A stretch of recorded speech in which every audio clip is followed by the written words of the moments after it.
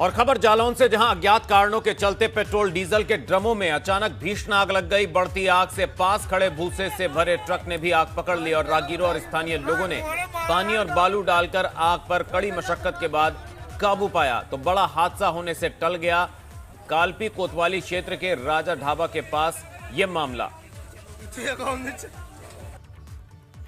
तो जबरदस्त आग लगी, तस्वीरें आप देख सकते हैं। हालांकि एक बड़ा हादसा होने से टल गया, लोगों ने ही कड़ी मशक्कत के बाद आग पर काबू भी पा लिया। तो पेट्रोल और डीजल से भरे ड्रम में आग लग गई, जिससे पास में खड़े ट्रक में, भूसे के ट्रक में भी आग लग गई।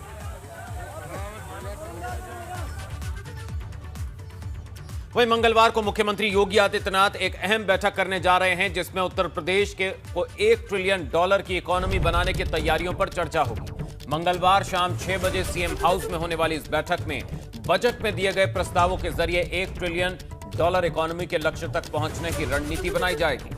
बैठक में इस बात पर भी चर्चा होगी कि बजट का इस्तेमाल अयोध्या के लिए कैसे किया जाए, ताकि अयोध्या में विश्व स्तरीय पर्यटन सुविधाएं विकसित की जाएं, जिससे अयोध्या यूपी के बड़े पर्यटन केंद्र के तौर पर विकसित किया जा सके।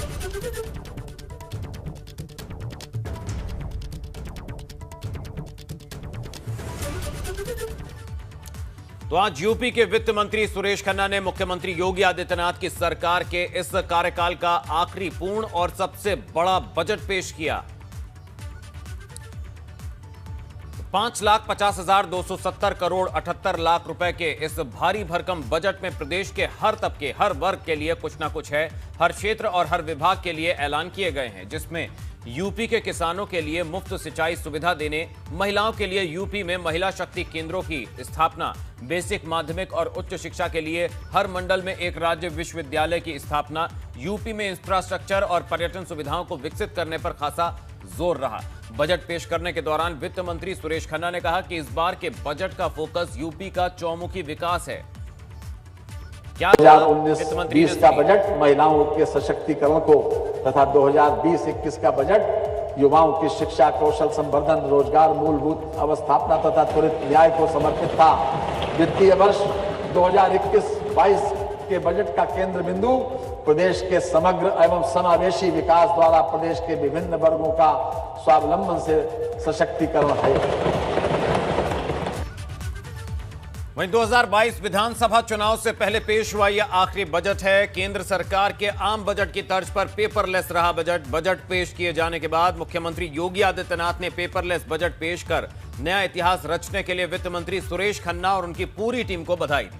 मुख्यमंत्री ने कहा कि यह बजट सबका साथ, सबका विकास, सबका विश्वास की भावना से भरा हुआ है, जो यूपी के विकास की राह में मील का पत्थर साबित होगा। क्या कहा सीएम योगी ने, चलिए आपको सुनवाते हैं। खास तौर पर हर घर को नल, हर घर को बिजली, हर गांव में सड़क और हर गांव को डिजिटल बनाने के संकल्प के साथ ही हर खेत को पानी और हर हाथ को काम देने का संकल्प इस बजट में निहित है। यह बजट प्रदेश के गांव, गरीब, किसान, नौजवान, महिलाएं और समाज के प्रत्येक तबके का प्रतिनिधित्व करने वाला यह बजट है। वहीं यूपी कांग्रेस अध्यक्ष अजय सिंह लल्लू ने भी बजट पर निशाना साधा। अजय सिंह लल्लू ने योगी सरकार पर किसानों को ठगने का आरोप लगाया और कहा कि पिछले 4 साल में सरकार ने रोजगार के लिए कुछ भी नहीं किया। पूरी तरह सरकार ने किसान, नौजवान, गरीब, आम आदमियों को छलने और ठगने का काम किया। बजट घोर निराशाजनक है। अगर देखें तो सरकार ने इस बजट में आय दुगुने की बात की है। पिछले समय इस सरकार ने पहले कृषक समृद्धि आयोग बनाया था 2017 में। इस सरकार ने 2017 की, जिसके अध्यक्ष माननीय मुख्यमंत्री थे, एक बैठक आज तक इस सरकार ने नहीं की। अब एक नया जुमला लेकर आए हैं किसानों के लिए, आत्मनिर्भर कृषि समृद्धि विकास योजना। इन्होंने अभी जो बजट के भाषण के दौरान इन्होंने एक शब्द इस्तेमाल किया कि हम जो चाहेंगे वो होने दो, युवाओं के लिए जो बजट में प्रावधान था, तो इनके जो वित्त मंत्री उन्होंने कहा हम जो चाहे वो होने दो। अगर आप वो चाह होने दो तो आपने 14 लाख प्रतिवर्ष रोजगार की बात की थी, 56 लाख के सफेद मात्र 3 लाख रोजगार दे पाए। वहीं यूपी में सियासी जमीन को दोबारा हासिल करने के लिए कांग्रेस पुरजोर कोशिश में लगी हुई है और कांग्रेस किसानों के सहारे यूपी में अपने लिए अवसर तलाश रही है। ठीक 1 साल बाद प्रदेश में विधानसभा के चुनाव भी होने हैं। ऐसे में कांग्रेस किसानों को लेकर कोई भी मौका नहीं छोड़ना चाहती है। कल कांग्रेस महासचिव प्रियंका गांधी मथुरा जिले के पालीखेड़ा में किसान पंचायत को संबोधित करेंगी। इस जगह को राज्य में जाट समुदाय का गढ़ माना जाता है। महापंचायत की तैयारियों को सफल बनाने के लिए कांग्रेस के पदाधिकारी और कार्यकर्ता जुट गए हैं। इस दौरान प्रियंका गांधी बांके बिहारी के दर्शन भी करेंगी। इसके बाद प्रियंका का मथुरा कुंभ जाने का भी कार्यक्रम है।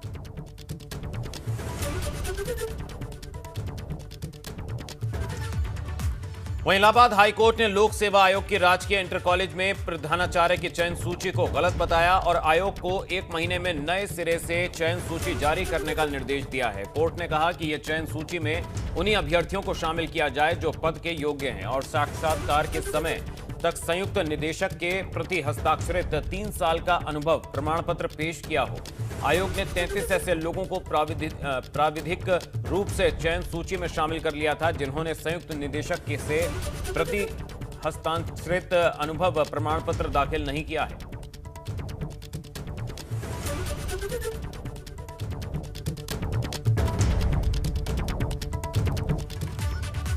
वहीं अमेठी से भाजपा सांसद और केंद्रीय मंत्री स्मृति ईरानी ने वादा किया था कि अगर वो अमेठी से चुनाव जीतेंगी तो अमेठी में ही घर बनाकर जनता के साथ रहेंगी। अपने इसी वादे को पूरा करने के लिए अब स्मृति ईरानी ने अमेठी में घर बनवाने के लिए जमीन खरीद ली है। आज 1 दिन के अमेठी दौरे पर पहुंची स्मृति ईरानी ने 11 बिस्वा जमीन की रजिस्ट्री करवाई। उन्होंने कलेक्ट्रेट स्थित डिप्टी रजिस्ट्रार दफ्तर जाकर इस जमीन का पैमाना कराया। स्मृति ईरानी ने ये जमीन मेदन मवई गांव की रहने वाली फूलमती से खरीदी है। अमेठी में जमीन खरीदने के पीछे कहीं ना कहीं ये संदेश देना है कि वो यहाँ के लोगों के साथ जुड़ी हुई हैं और आगे भी जुड़ी रहेंगी। स्मृति ईरानी ने जिस जमीन की रजिस्ट्री कराई है वो शहर से करीब 3 किलोमीटर दूर सराय भाममानी गांव में है। जनता की ये मांग थी कि अमेठी के इतिहास में आज तक अमेठी का सांसद अमेठी में कभी घर बनाकर रहा नहीं। रहे तो यार, आज तक मैं अमेठी में किराए के मकान में रह रही थी। आज मेरा ये सौभाग्य है कि मैं यहाँ पर घर बनाने की अपनी प्रक्रिया शुरू कर पा रही हूँ। अब तक मेरे संसदीय कार्यकाल का 2 वर्ष भी पूरा नहीं हुआ, तब भी इन 1.5 वर्षों के अंतराल में मैं ये दिए हुए वचनों को पूरा कर पाई हूँ, इसलिए प्रभु की मुझ पर असीम कृपा रही। आज रजिस्ट्रेशन कराया है और आशावादी हूँ कि बहुत ही जल्द निर्माण कार्य शुरू होगा। लावारिस लाशों के वारिस कहे जाने वाले अयोध्या के मोहम्मद शरीफ इन दिनों बीमार हैं। जिला प्रशासन उनके घर पर ही उनके इलाज की व्यवस्था कर रहा है और मोहम्मद शरीफ पद्मश्री से सम्मानित हैं। आइए देखते हैं क्लिप।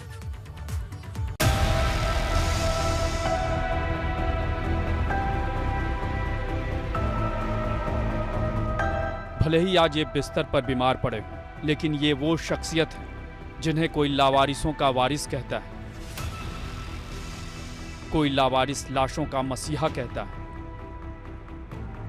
और क्यों नहीं, आखिर पिछले 25 सालों में इन्होंने 25,000 से ज्यादा लावारिस लाशों के अंतिम संस्कार का इंतजाम जो किया, और क्या मजाल कि उनकी आंखों के सामने किसी लाश को कोई लावारिस समझे। उनके रहते ऐसा हो ही नहीं सकता। जी, ये अयोध्या में रहने वाले 83 साल के मोहम्मद शरीफ हैं, अब पद्मश्री मोहम्मद शरीफ। पिछले ही साल उन्हें पद्मश्री के लिए नामित किया गया था। अपने नाम की तरह ही इनकी शराफत और नेकदिली की दास्तां अयोध्या ही नहीं पूरे देश में सुनी और सुनाई जाती है।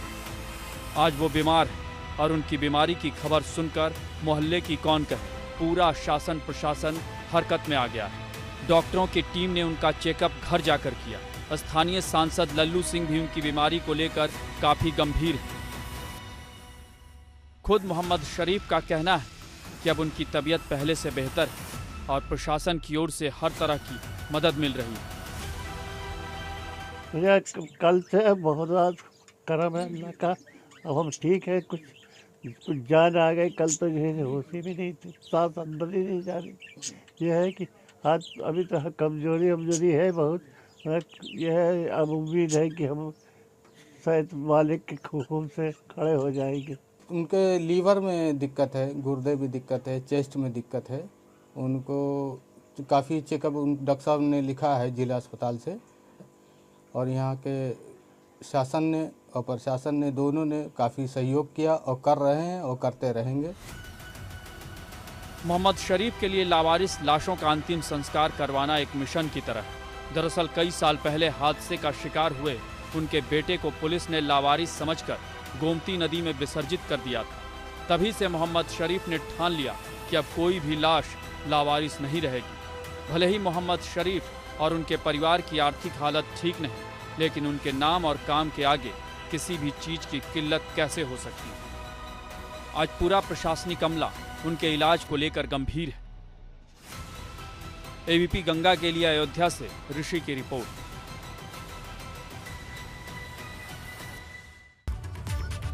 पेट्रोल डीजल की बढ़ती कीमतों से जनता परेशान है और वो अलग अलग तरीके से इसका विरोध कर रहे हैं। मुजफ्फरनगर के रोहना गांव में पेट्रोल की कीमतों का एक अनोखा प्रदर्शन देखने को मिला, जहां एक किसान ने अपनी बाइक को पेड़ पर लटका दिया है। राहुल नाम के इस किसान का कहना है कि पेट्रोल डीजल के दाम तो हर दिन बढ़ रहे हैं, लेकिन किसानों की फसलों की कीमत नहीं बढ़ती। ऊपर से जगह जगह टोल लगा दिए गए हैं। ऐसे में जब किसानों के पास पैसा नहीं होगा तो वो वाहन कैसे चला पाएंगे। सरकार क्या करती। वहीं पीसीएस अधिकारी बनने पर हाथरस के एक गांव की बेटी का गांव वालों ने स्वागत किया। सासनी तहसील के गांव नगला ठाकुर की रहने वाली उर्वशी को 54वीं रैंक मिली है और उनका चयन नायब तहसीलदार के पद पर हुआ है। उर्वशी की प्राथमिक शिक्षा गांव में हुई। इसके बाद वो ग्वालियर चली गईं, जहां उन्होंने हाई स्कूल, इंटरमीडिएट, बीएससी और एमए किया। इसके बाद उर्वशी ने सिविल सर्विसेज की तैयारी की और दिल्ली में बाजीराव कोचिंग सेंटर ज्वाइन किया। इस खबर को सुनते ही पूरा गांव फूले नहीं समाया, जिसकी तस्वीरें आप देख रहे हैं किस तरह से गांव की बेटी का स्वागत किया जा रहा है।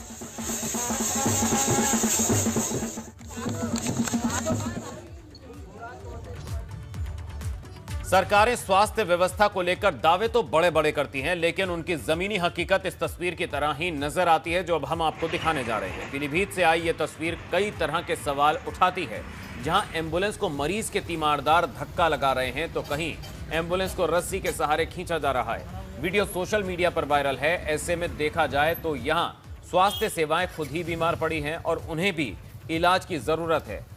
तो दरअसल बरखेड़ा सीएचसी से टीवी के एक मरीज को 108 एम्बुलेंस की सहायता से बेहतर इलाज के लिए पीलीभीत जिला अस्पताल रेफर किया गया था, लेकिन एम्बुलेंस रास्ते में बिगड़ गई, खराब हो गई, जिसके बाद मरीज को दूसरे एम्बुलेंस से अस्पताल लाया जा सका। फिलहाल मामला संज्ञान में आने के बाद अस्पताल प्रशासन बचाव कर रहा है और जांच की बात कह रहा है।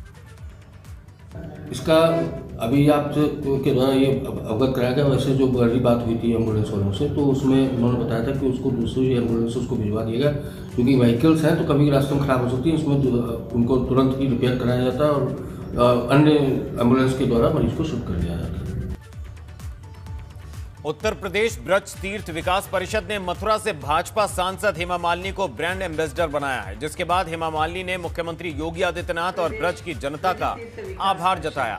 हेमा मालिनी ने इसे लेकर सोशल मीडिया पर एक वीडियो संदेश भी जारी किया और उनका कहना है कि मथुरा में तीर्थ स्थलों का विकास उनकी प्राथमिकता है। आपको बता दें कि सीएम योगी की अध्यक्षता वाले ब्रज तीर्थ विकास परिषद की बोर्ड की बैठक 14 फरवरी को वृंदावन में हुई थी और बैठक में शैलजाकांत मिश्र ने हेमा मालिनी से ब्रज तीर्थ विकास परिषद का ब्रांड एम्बेसडर बनने का आग्रह करते हुए प्रस्ताव दिया था। के रूप में तीर्थ स्थल पर्यटन और ब्रज की कला और संस्कृति को उच्च स्तर पर लोकप्रिय बनाने का सौभाग्य मुझे जो मिल रहा है, इससे मैं बहुत खुश हूँ। सभी ब्रजवासियों को भी मैं इसके लिए धन्यवाद कहूँ। वहीं बाराबंकी में सरकारी शौचालय निर्माण में हुई धांधली की जांच रिपोर्ट को लेकर कोर्ट ने 4 अधिकारियों समेत 6 लोगों को समन जारी किया है और सभी को 15 मार्च तक कोर्ट में पेश होने को कहा है। दरअसल शौचालय निर्माण में जांच को लेकर 2 अधिकारियों ने जो जांच रिपोर्ट भेजी वो अलग अलग है। कहने को बाराबंकी जिला ओडीएफ घोषित है, लेकिन आज भी तमाम जगहों पर शौचालय नहीं है। इसी तरह के शौचालय के एक मामले में गबन को लेकर मुख्य न्यायिक मजिस्ट्रेट ने पुलिस की ओर से भेजी गई फाइनल रिपोर्ट को खारिज कर दिया। सीजेएम ने पूर्व एसपी, सीडीओ, बीडीओ और एक थाना अध्यक्ष समेत 6 लोगों को समन जारी किया। वहीं आगरा में ताजमहल परिसर में फूलों और फलों को के साथ साथ सब्जियों की प्रदर्शनी का आयोजन किया गया, जहां तरह तरह के फूल, फल और सब्जियां लोगों को आकर्षित कर रही हैं। इस दौरान लोगों ने रंग बिरंगे फूलों के साथ सेल्फी भी ली। इसका आयोजन यमुना किनारे ताज के साय में किया गया।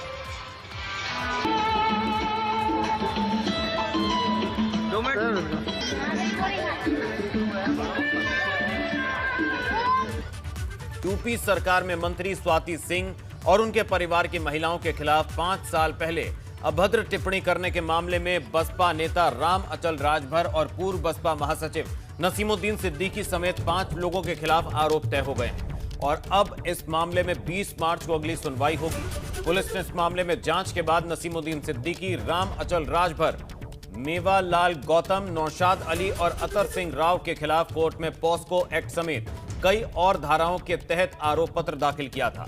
इस मामले में मंत्री स्वाति सिंह की सास तेतरा देवी ने 21 जुलाई 2016 को हजरतगंज में मामला दर्ज कराया था, जिसमें कहा गया था कि 20 जुलाई 2016 को दोपहर राज्यसभा में बसपा सुप्रीमो मायावती ने उनकी बेटी, बहू और नातिन को पूरे सदन में गालियां दी और अपशब्द कहे थे। वहीं दिल्ली में सीएम त्रिवेंद्र सिंह रावत ने गृह मंत्री से की मुलाकात। गृह मंत्री अमित शाह से सीएम त्रिवेंद्र सिंह रावत की मुलाकात हुई। आपदा में राहत और बचाव कामों की जानकारी दी।